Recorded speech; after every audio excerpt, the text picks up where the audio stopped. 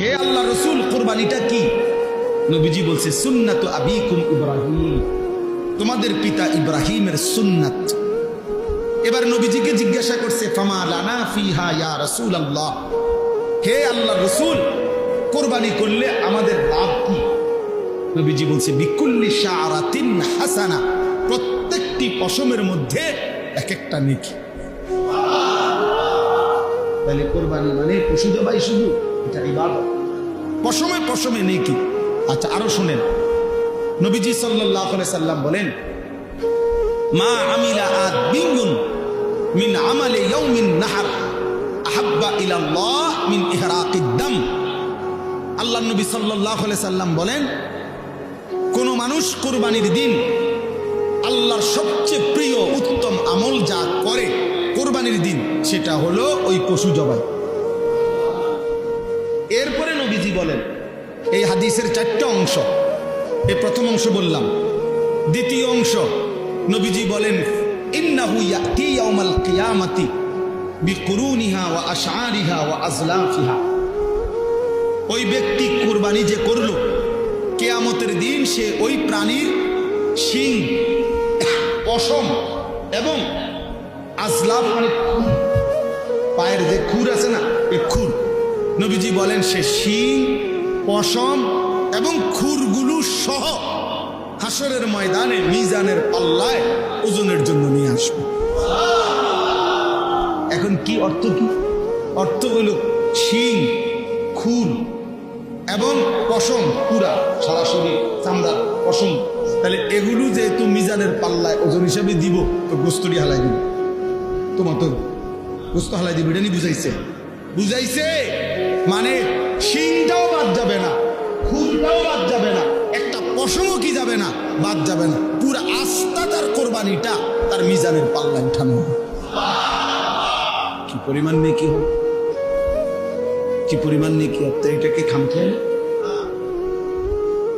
এটা শুধু গরু জবাই।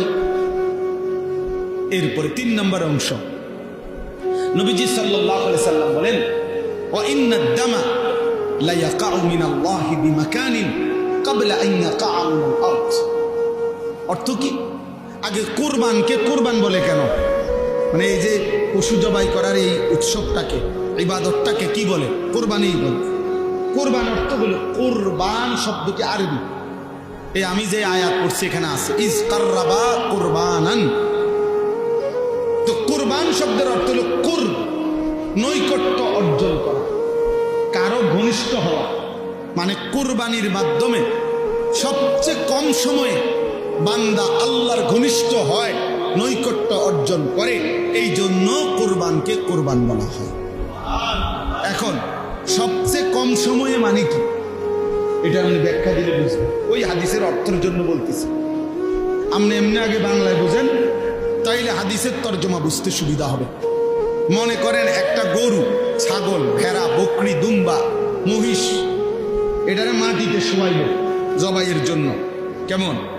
এখন আপনি বলেন এই গলা আর মাটি, মানে যে গলাটা যে শোয়াইল জবাই করার জন্য, গলাতে তো কি লাগাবে?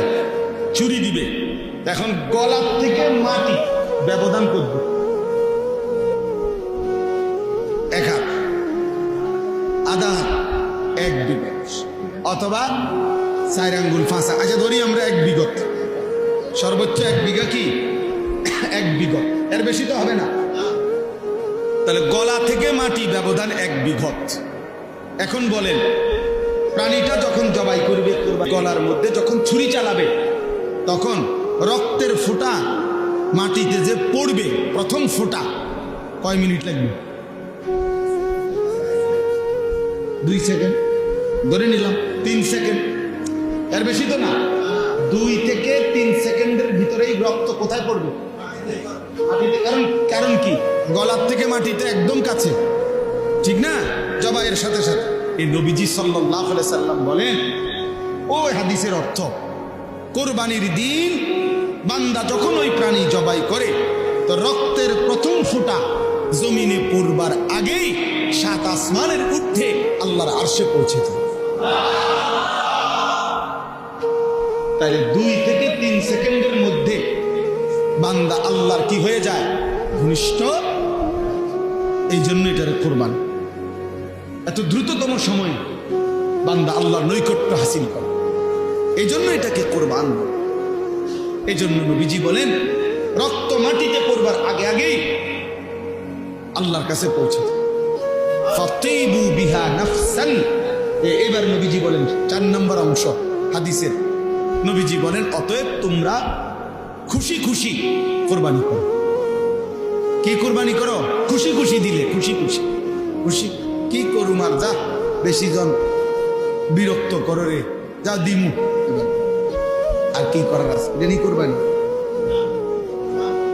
প্রত্যেক বছর দিয়ে আইতে আসি, হ্যাঁ 10 জনের লগে চলন লাগে, হ্যাঁ মানুষে কি মনে করবো, যা দেও, আর কি করার আছে, এটা নিয়ে কোরবানি।